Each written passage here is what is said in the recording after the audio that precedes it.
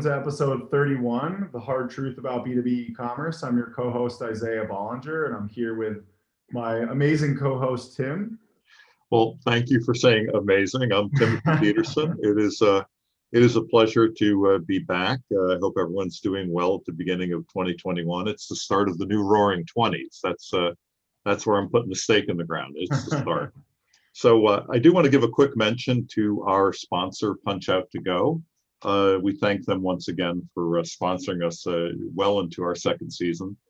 They are a global B2B integration company specializing in connecting commerce business platforms with e-procurement and ERP applications. Punch Out to Go's iPaaS technology seamlessly, if I can almost say seamlessly, links business applications to automate the flow of purchasing data.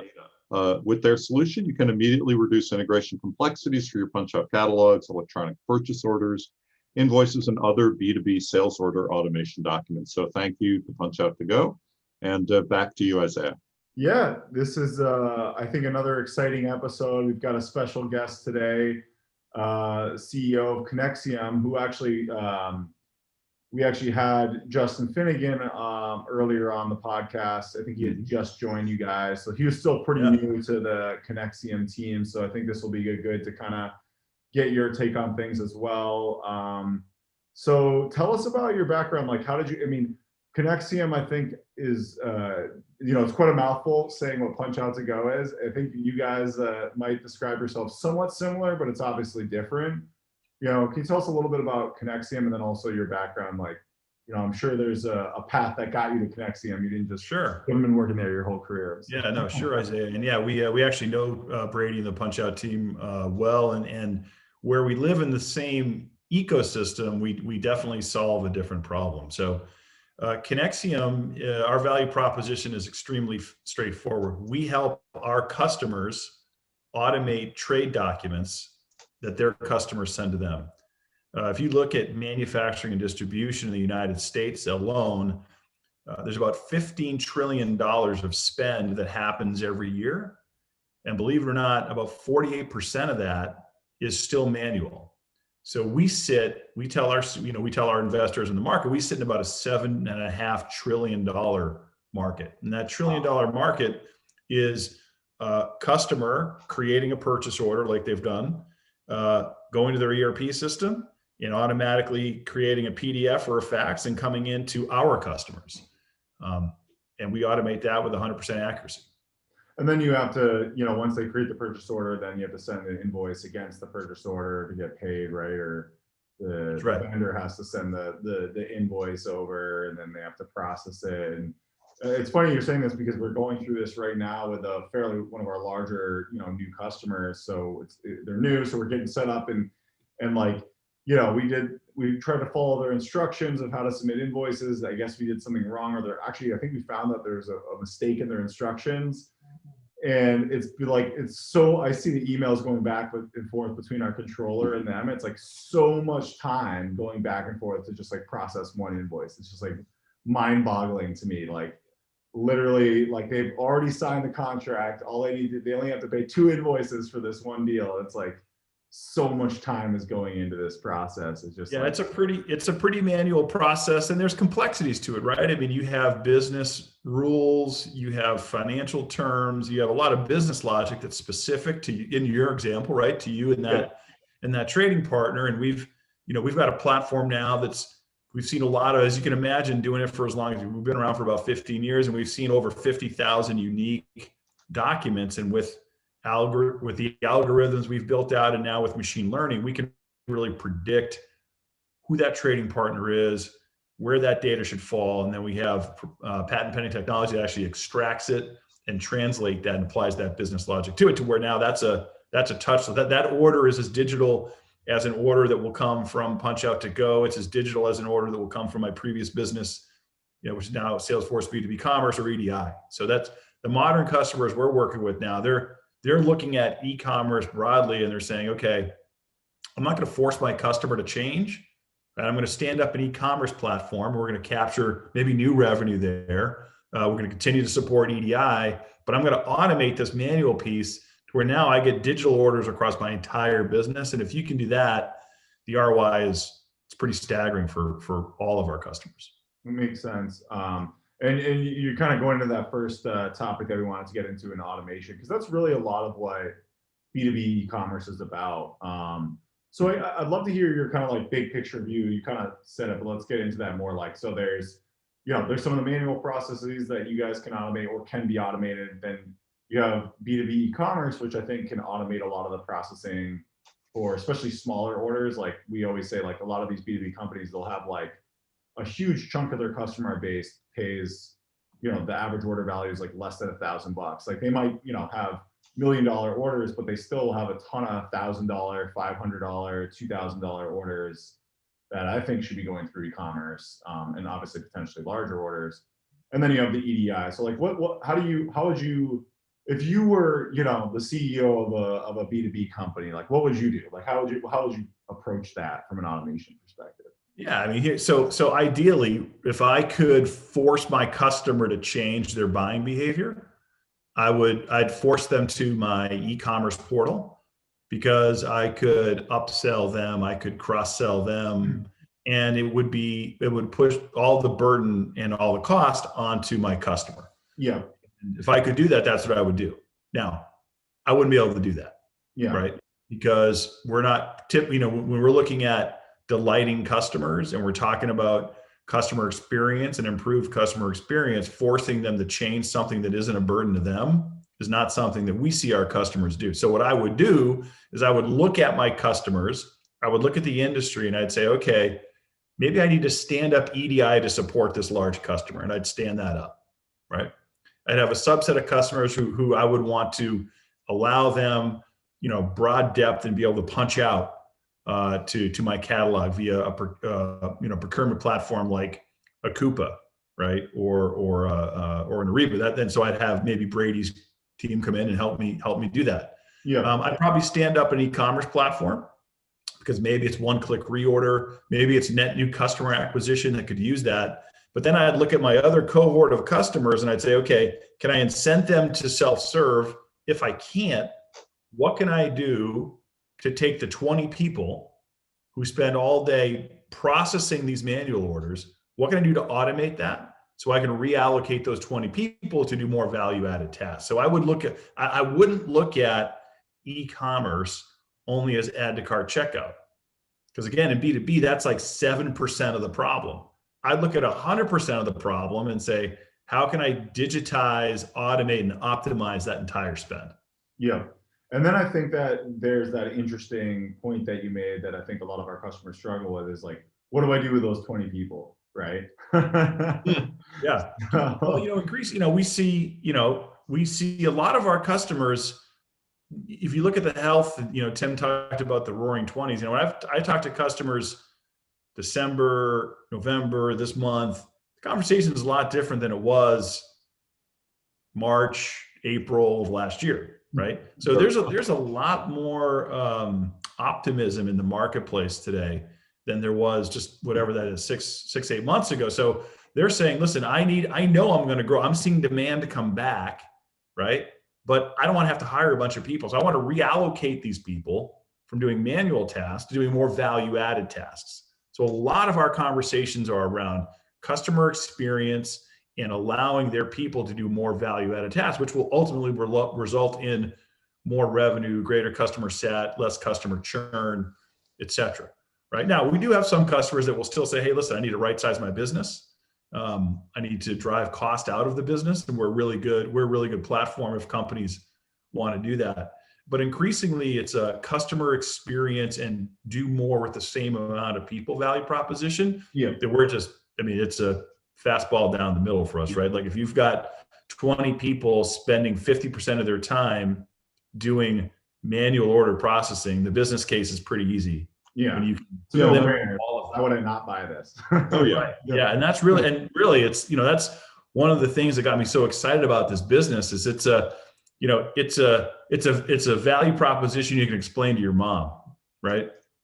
And in technology, as we know, that's not always an easy thing to do. That's good in B2B because sometimes I try and explain the stuff that we do. We're an agency and we do some pretty like sophisticated development. It's just like, I'm like, how technical are you? Sometimes I ask people like, do you understand anything I'm saying? So I try and level set with them. Yeah, I mean, you said it right. You said it right. Like, it's like, why would you not do this? And more often than not, another exciting thing about this business is every customer has this problem, whether they're Fortune 10 or they're a $30 million distributor. Yep. Most of them don't know you can solve it with 100% accuracy. But when we educate them that it can be done and we can do it, the conversation flows pretty quickly from there. Yeah, I mean, one thing I want to jump on too, and I love saying this Roaring 20s thing because it's catchy and fun, right? It's the new Roaring 20s, Roaring 20s 2.0, or whatever it is.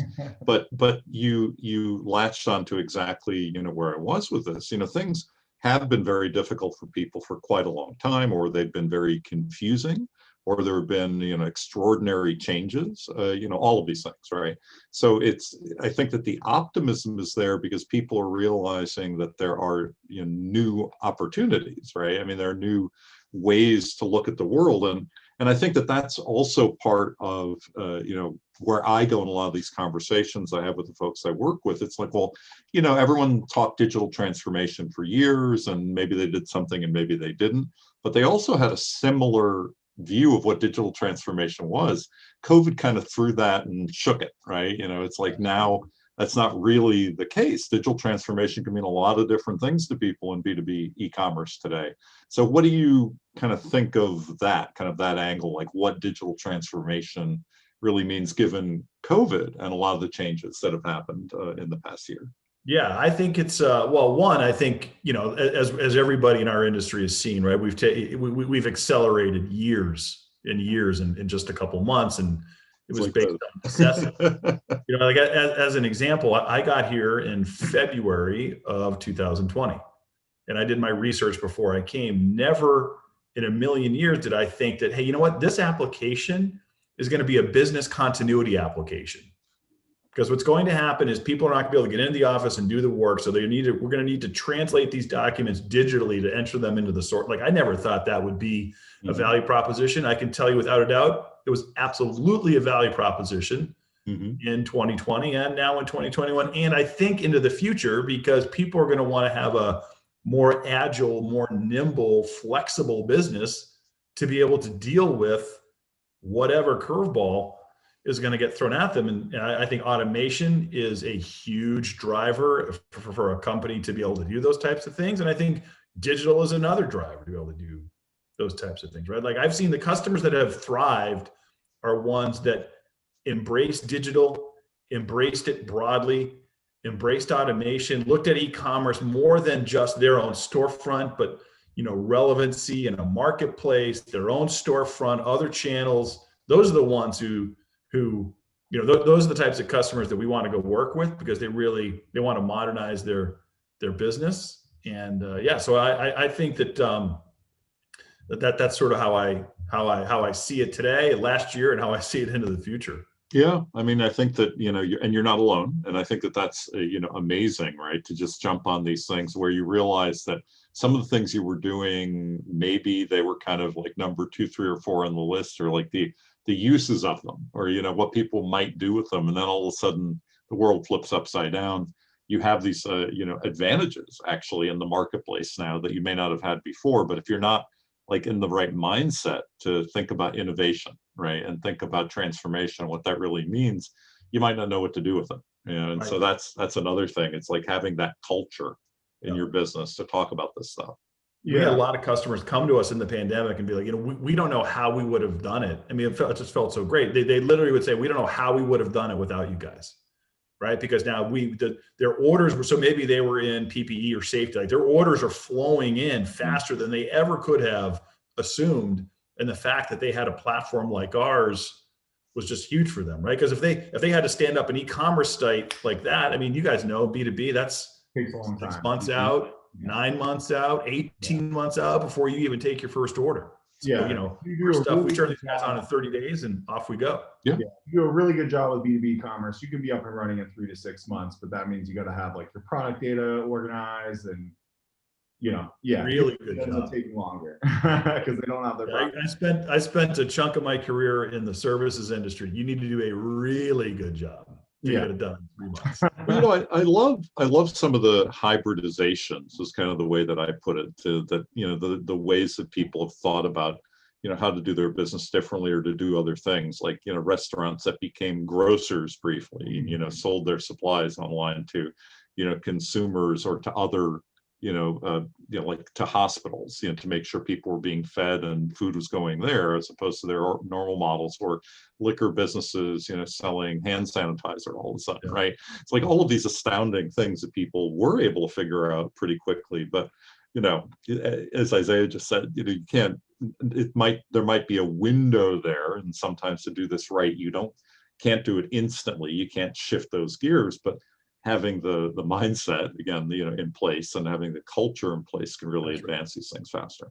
So this kind of, I'm looking at our topics, and they're all great topics, and I think this kind of covers all of them in a sense. Like this, what I want to get at is this experience. I think you're seeing that, and I totally agree with you that actually the HubSpot CEO or the CTO keynote speech was like, experience is how you sell is the new product, is the new like value add. So like, he's going through all these use cases, and basically like the companies that have really good automated sales processes are the companies that are winning, like, Peloton and, Chewy, like, all these like online experience companies. There's this one that like you can like buy a car from like a vending machine. It's like this new startup thing that so Carvana.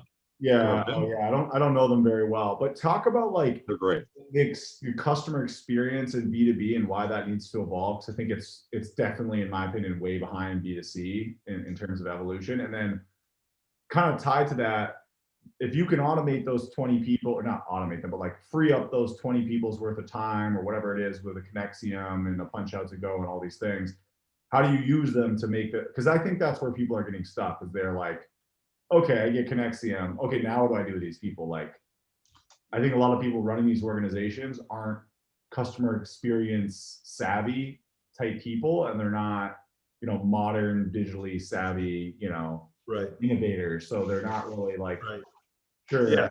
all the time, or they're trying to hire some random guy, and he knows nothing about B2B commerce. He's like a marketing guy, but he's really not the right fit. You know what I mean? I think there's just this gap there in terms of what they should be doing. Right. So a fair amount to kind of unpack there. So I'd say, one, just take a step back and be like, okay, how does our customer want to engage with us? What does great look like for them? Do they want to self-serve? Great. Let's build a robust portal for them. Let's make it content rich. Let's make it easy to use. Let's make it mobile friendly, all the things we need to do, right? So they can come in and maybe they just want to look at order status, or maybe they want to understand new product launch. So let's give them that, right? Do they want to find us wherever they shop, right? Okay, so great. So now it's not, maybe we don't put our products on our website. Maybe we have a plan to really win on Amazon or HD Supply or Lowe's. Yeah. Right. Do they want to buy through a procurement network? Great. We've got solutions to do that. Do they want to buy the way in which they've always bought? Right. Do they want to, when I say when our stuff in B2B, it's convenient for a consumer to sit on their couch, click the button, one click buy, and the product shows up on their porch. That's great for the consumer. And not go to the store, keep in mind. Not go to the store. Right, exactly. So don't have to call anyone. Sure. That's convenient to the consumer. But in B2B, maybe it's convenient for the consumer to do what they've always done, which is go into their system of record and hit click, and the purchase order gets emailed to the customer. So I tell my customer, listen, like, just because the burden is on you, not on the customer. So if you can try and force them to change, but if they don't want to change, they may go somewhere else. Now you can. Now there's more options than ever. Like that's the thing too. I think in the past, you know, you have these relationships and people didn't want to, you know, I play golf with that guy. I want to fire my, you know, guy that it's like that world is changing. And I feel like that loyalty is not quite the same anymore. So if you try and force them to change and they don't want to, there's a lot of data on that too. Yeah, just so I'm sure we all know that there's a lot of data. You can't force it. You can incentivize, right? Sure. But you can't force it. Some can. I mean, some big guys can, right? Like some people in manufacturing, they can do it, but that's the rare exception who can do that. And that's where I'm so excited about our business, because we can give to our customer all the benefits of a digital order and delight their customer by not forcing them to change it. By the way, when they use it, the product is correct and it gets to the customer faster. Not only are they driving cost out of the system, but the product's going to get there. Like we have one of the largest distributors in the world. The second their order comes through Conexiom, 15 minutes later, it's picked, packed, and shipped and out the door.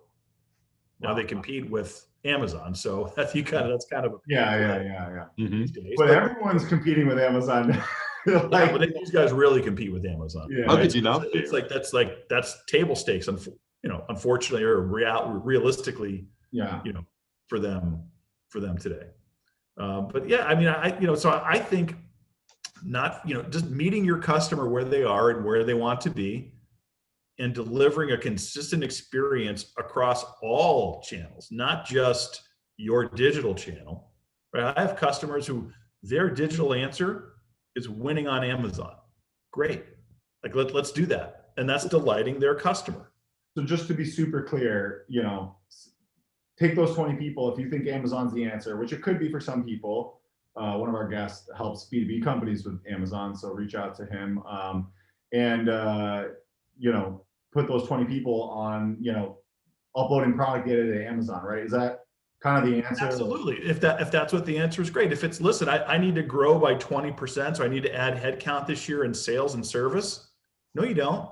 Automate the manual stuff and let those people go play that role, right? Let them go sell to a customer. Let them go do really value-added, complex customer support to that customer. So do you allocate them anywhere in the business? Yeah. Do you offer any type of strategic consulting based on, you know, best cases with different types of clients you have? So for example, let's say there is that Amazon only or you know, whatever, these folks that are extremes in a way. Do you offer any type of consulting saying, you know, here are some other things you might do? Or is that not really in your wheelhouse? Yeah, so we're a software. So I struggle with that answer. So we're a software as a service business. So you know, our business is to help our customers really address that inefficiency in that $7 trillion TAM. But you know, I can't let the when myself and you guys talked about Justin, like, you know, sometimes the ex-consultant always comes out. So I'd say at a value-added, just partnership level with our customers. Absolutely. And when I talk to them, I want to understand. I ask them these questions, like, how do you define e-commerce? What's important to you? Yeah. And if it's, well, we've got to go win an Amazon and we don't know what to do, I'm going to say, hey, you know, here's some tactics, here are some ideas. I'm more than willing to help. You know, if it's, gee, we need to figure out an e-commerce platform. And if it's me and Justin as an example on the phone, I'm like, well, I got two guys here who spent a lot of time in that space, and you know, we're more than willing to help. So I'd say we do it as a value add, but not as a core component of our business. Absolutely. It's funny. I just want to touch on this. Tim actually helped us. We struggled with kind of our branding and our messaging at Trellis because we do so many things. You know, we're consultancy and we do e-commerce is so broad, right? It's like you do e-commerce. We also do software development. We do design. So we finally settled on make commerce simple. We got rid of the E because it's just commerce. Like just commerce. I think eventually, you know, I would love for Trellis to help, you know, install Amazon Go in our customer, because Amazon Go, you can actually license it, or they're working on that. So I believe eventually, you know, go in the store, walk out, it all goes to your e-commerce, you know, single portal that's for that customer, and it's all kind of unified. And if they buy online, they still can track, you know, they bought in the store twice and they bought online twice. So we have 4 orders, you know, for that. I think it makes sense to me. I think that the letter E, you know, you can just see that getting. I mean, this is just how people buy now. People can buy in a bunch of different ways to, you know, delineate and say we only do this or we only do that. I just don't think that's not how your customer thinks about it, right? So if you're only thinking about that, you're not going to be able to give them the full level of support that they're probably looking for. Yeah, because you might buy something, but then you want to return it at a local store because it's easier to just drop it off. I mean, it's so interconnected. So actually, I kind of want to diverge a little bit because I think this is very relevant to this audience. Is they struggle with this stuff. I mean, I think there's some simple answers like, talk to Conexiom. Go talk to them. There are some SaaS solutions that you can go talk to. But I think when it comes to the services, that's where it is really complicated. Like, now you need a service provider to do some of these things. You might also need to buy a couple different software, implement them. Can you talk about that background and how that relates to B2B commerce and how, I think they all are going to end up having to buy some service providers in one way or another. And so I want to make sure I understand the question, Isaiah. Is the question, do I foresee software as a service companies buying service providers? Or to be more clear, it's if you're a B2B distributor, manufacturer, like any kind of B2B business selling product, how would you go about finding the right service providers? Maybe you need an ERP service provider, maybe you need a product. I mean, I think product data is actually underestimated. You might want to get a product data service provider to help you kind of organize your product data. And then you probably also need like an e-commerce agency like Trellis to build your site.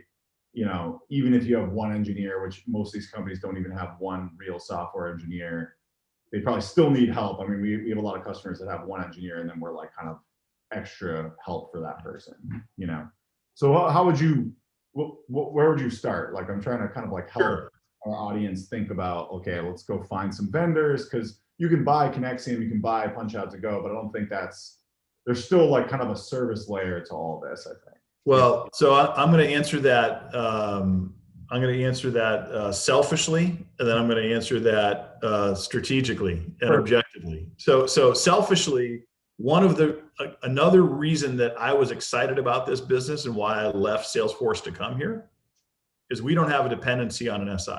Yeah. Our stuff is very straightforward. We turn it on in 30 days.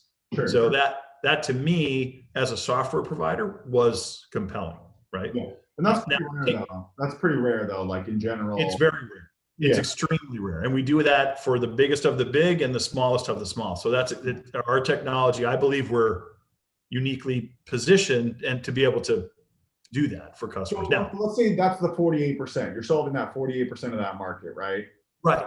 The other 52%, I don't really think there's a self-serve SaaS. I agree with you. I agree.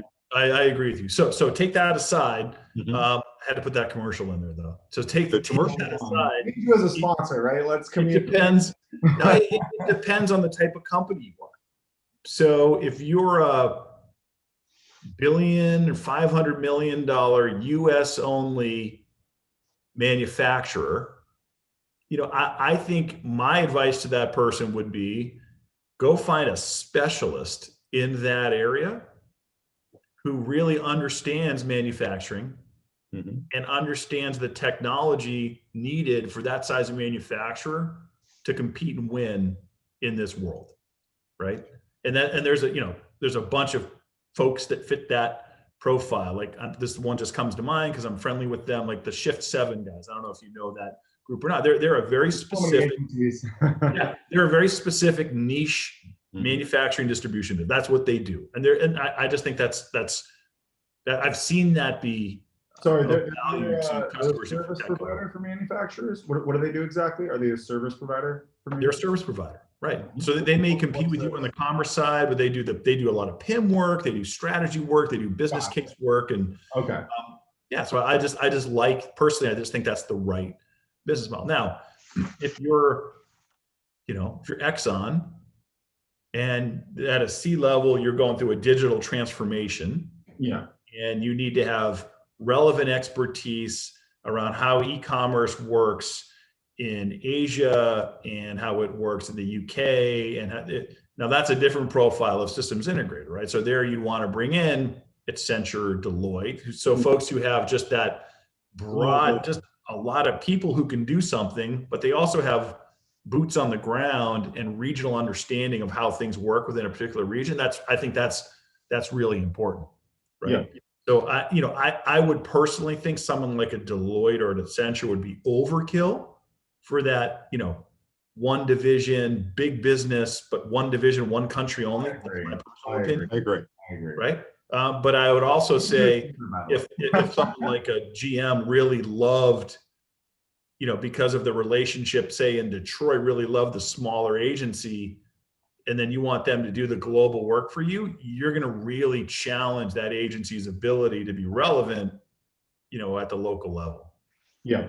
But I think sometimes if you find the right agencies and we're at that stage where, we could handle, a solid mid-market global rollout, as long as it wasn't too crazy, right? Like, we could probably handle, a $500,000, $1 million projects, but I'm not sure we would want to we would want it. But like, if you said, hey, you need to do a $5 million project, that would be like too much hiring for us to do too fast. Yeah. And I'm gonna even, my point wasn't even so much about volume of bodies to do the work, right? It's understanding how commerce might be different in Mexico. Yeah, I know what you're saying. Than it is in the UK. Yeah, having boots on the ground in those areas. I totally understand what you're saying. Can we just go one step smaller, because most people aren't Exxon, most business owners are not Exxon, and even aren't $1 billion, $500 million company. Let's go to like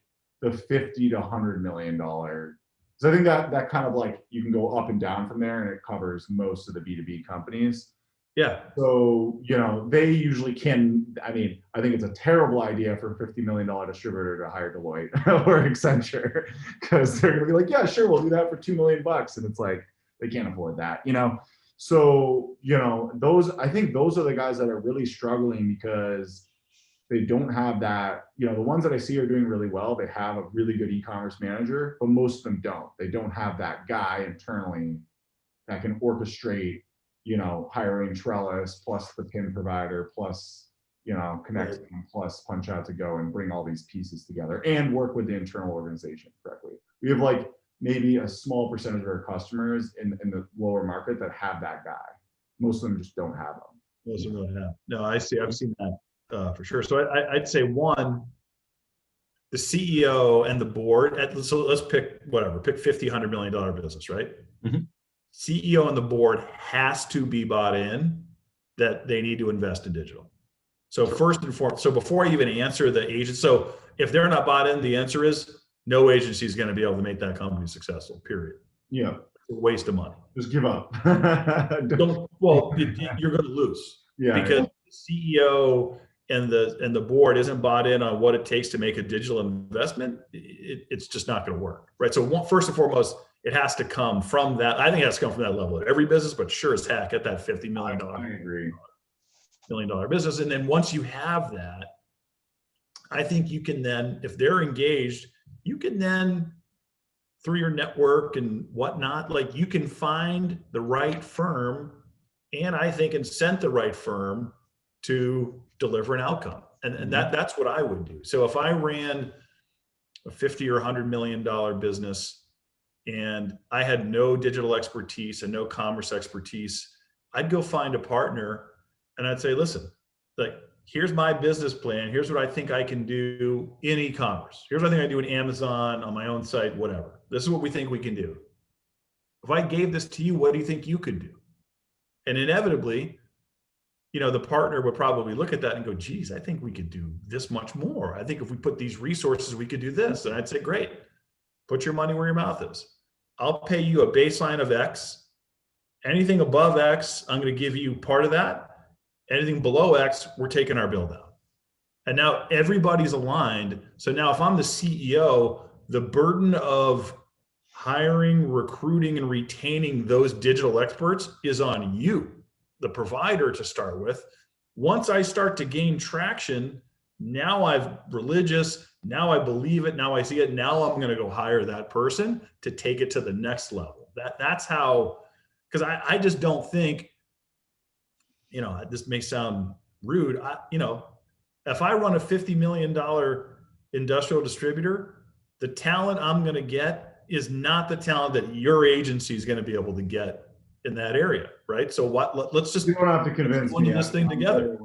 I think it's the hard truth about B2B e-commerce is it's 100% true. I mean, I'll give you just some personal examples. We legally we cannot hire our clients' people, right? Because they, Sure. you know, we do that on both sides. Like, we're not going to poach them, and they're not going to poach us from our contracts. But we get asked all the time from our B2B clients, people on the ground asking for jobs at Trellis, because they know, you know, we're so much further ahead. That's right. You know, strategically, and usually we don't consider them for two reasons. One, legally we can't, and honestly, they're not even qualified. They're like 3 steps below where we would want someone. So that's the talent that they're getting, where we're getting talent probably 3-4 levels above that. And I don't think these B2B companies quite understand that. I don't think, and I think they just, yeah, I don't know. I don't even know how to describe this. It's it. Well, you know, you brought up an interesting. If you don't know how hard if you don't know how hard talent acquisition is and retention is, and how competitive the space is, and you're just like, hey, we gotta go build a website and sell.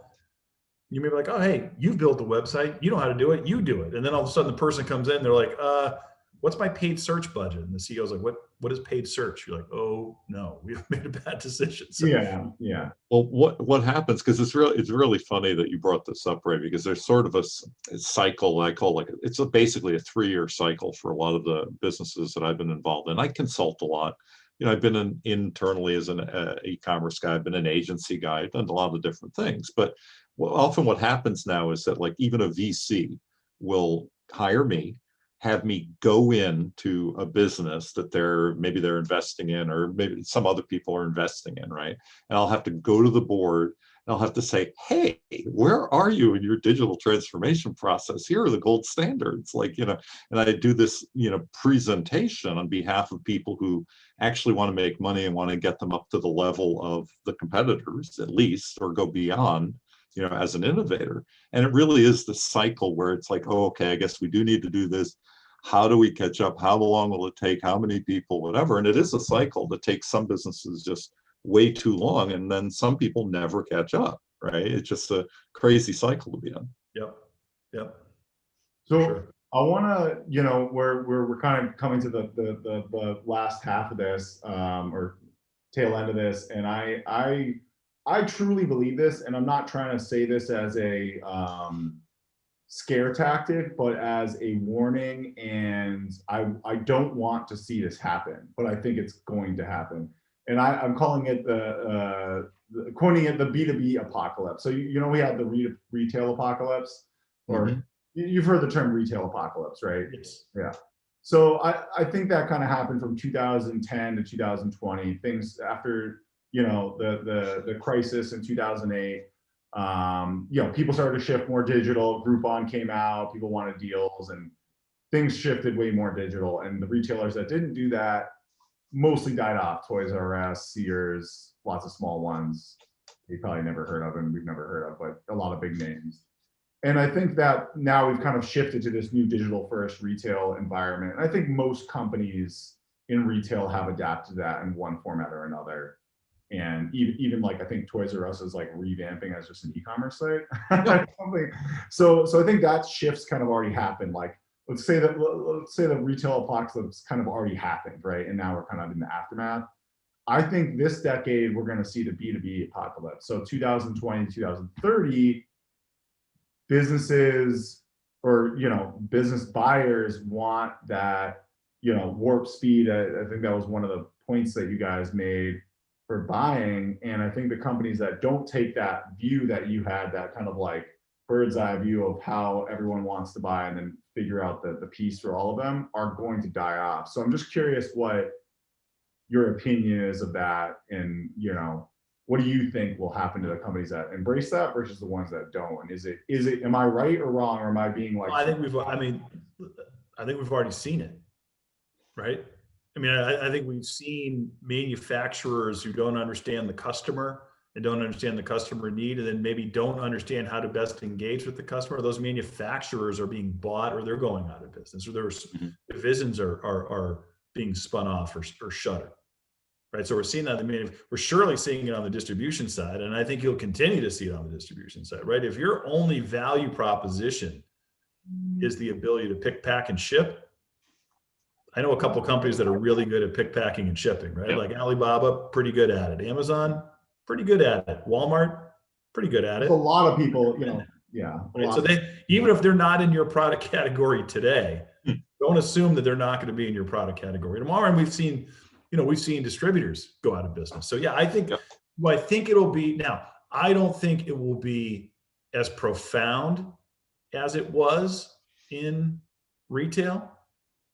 Because again, I still think B2B is more complex.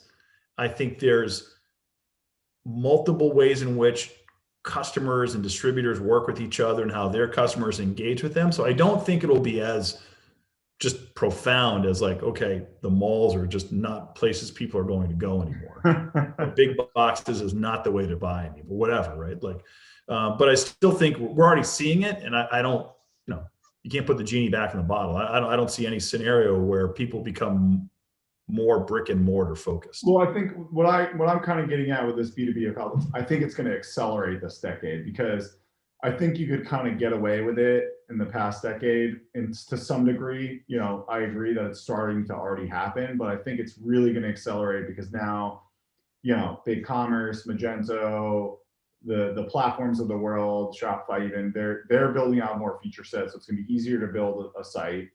And then, you have the Conexioms and the Coupas that are now, Coupa's like worth like what, 100 billion or something like that. They're like massive. It's up there. And then, so I think that the technology in B2B is maturing very fast and very quickly. And because of that, it's much faster and easier to implement, all this stuff in a year or two. And, some companies can leap forward in 2 years, and the guys that don't, it's like all of a sudden that gap is just going to get bigger and bigger. You see what I'm saying?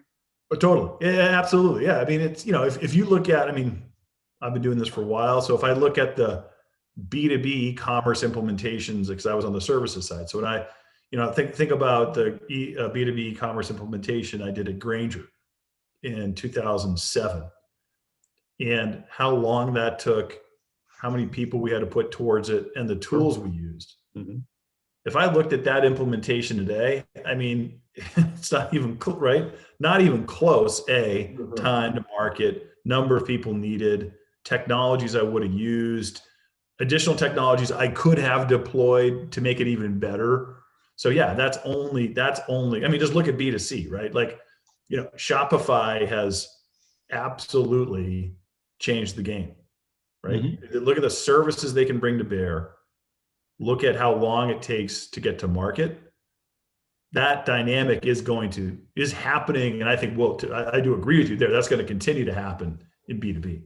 Yeah, I think one of the little things I would add too is that, what I've always said about B2C is that, it's been a process of simplification and removing intermediaries, removing, people who are in the middle of any, connection between customer product or customer service. And, in B2B, there's still layers and processes and, all these involvements of things that often complicate what has to happen. So I feel like those will continue to fall away, so that there's a very much, more of a direct relationship between whatever you want to do and whatever you need. That's the natural evolution of things. It's kind of like the conversation that folks have had about, even just the term agency. And I know that, what an agency is. I certainly am very familiar with many of them. But, think about a real estate agent and, and what an insurance agent does and what a dealer does at a car, for a car company. Those are very interesting, weird kind of roles in a way, instead of just going directly and getting what you need and want, right? So in B2B, all of these things, need to kind of be evaluated, figured out, fall away. That's right. Transparency is coming. I think that's one of the key things that we've bet our agency, Trellis is a digital agency on, is trying to be more transparent than our competition. So we have people, they can log into Jira, they can see every ticket that we're working on. That's where we log all of our hours. They have access to Slack. Like, we've tried to become is as transparent as possible. Obviously, they're, we don't want to show them every little thing that we do. So I think that layer of security in B2B is going to start to go away. Kind of to your point, like there's all these layers, and they're going to slowly get peeled away. I agree. It will. I mean, it's just, again, it's like B2B is they've kind of followed the trends of B2C, right? So I think you'll see it, right? Just like we're I think brands historically maybe were afraid to go direct to consumer, and I think now they just broke that down, and now you're seeing even in B2B, they're going to their distribution partners like, hey, my customer's demanding that I have a one-to-one relationship with them. Exactly. And I have a quirky question for you, Ray. I was thinking about this. So, here I've had a big career in e-commerce and a variety of other things, but when I was in high school and college, there wasn't e-commerce, right? So, what did you think you would be doing when you were like a high school guy? Like, I always wonder about that with a lot of folks who are like tech leaders and innovators in a variety of ways. He was going to automate B2B orders. He was. No, that wasn't it. So I probably can't. You probably won't be able to publish the podcast if I tell you what I really cared about when I was in high school. we don't have to go there, but I'm not gonna go there. But here's what I will say. I was lucky, and I'll use the word lucky, enough to get into technology early. Mm-hmm. So my first job out of school was customer support at a software company.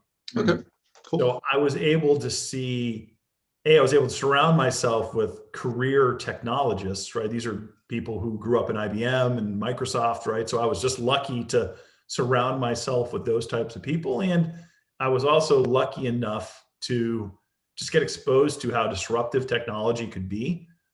And I just got addicted to it. And then, then I left that company, and I went to a services firm here in Chicago.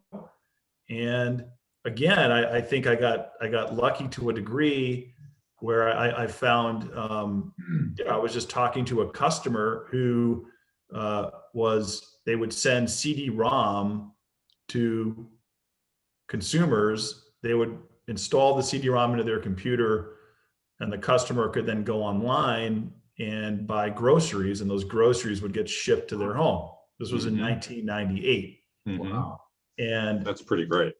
And it was really interesting. And so we started with them, and we helped them refine their ERP implementation.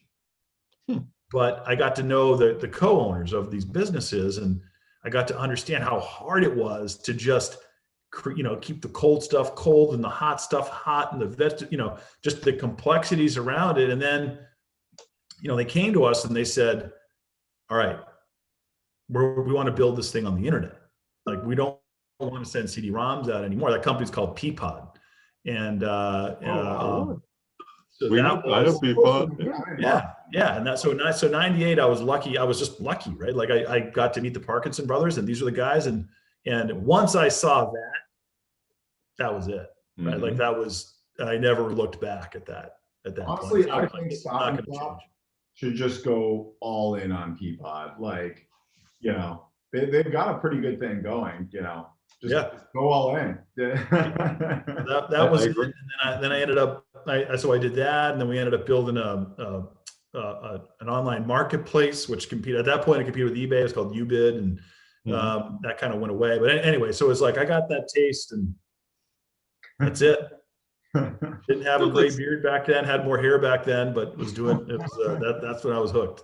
But I think one of the reasons I like bringing up things like that is that, let's say we have a younger listener who's like in college or something. I mean, I mentor people in colleges and in business school programs. And what's interesting is, some folks really have the idea that I'm doing this, and this is what I will be doing 20 years from now. And I'm like, no, you're not, like, not necessarily. It's like in 2041, do any of us really know exactly how things are going to be working in business?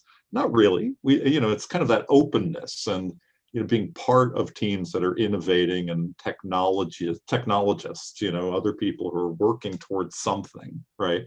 Surround yourself with really smart people, Go work at, like, if you got to take 10,000 less to go work at a place where you're just going to learn that much more as a young kid, I'd give that advice every day, and, twice on Sunday. And like you said, you don't know who you're going to be. I have a senior in high school, and, he's figuring out what his major is going to be. And so I just helping him think through it and doing some research. And I realized, well, in doing research, 70% of college students change their major twice. Yeah.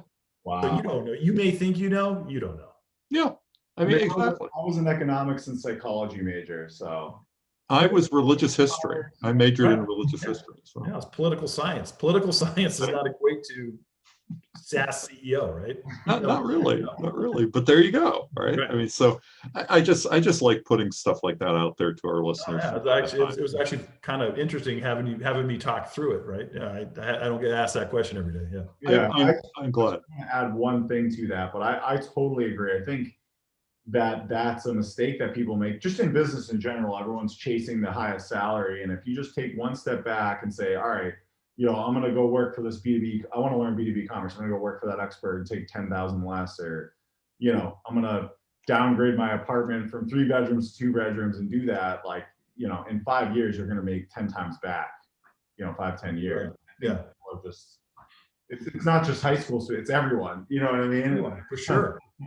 No, we're lucky. I mean, I talk to our new hires every week, and we doubled the size of our business last year. And I talked to we have a BDR team, the outside selling team, and those are like some of the most fun people to talk to, because these guys are coming from, and these women are coming from all these different industries. And I tell them, like, hey, welcome to technology. You made the right decision, and you're never going to leave. Yeah. Like, whether you stay with us forever, I don't know, but you made the right choice to jump into tech, and now you're if you own your career and you do well, and it's okay if you make a little bit less that first year, you don't make it back. No, and a lot of these people have. I mean, I tip my hat to them, right? These are some of these people who are like, I need to get in, and this is how I'm going to get in.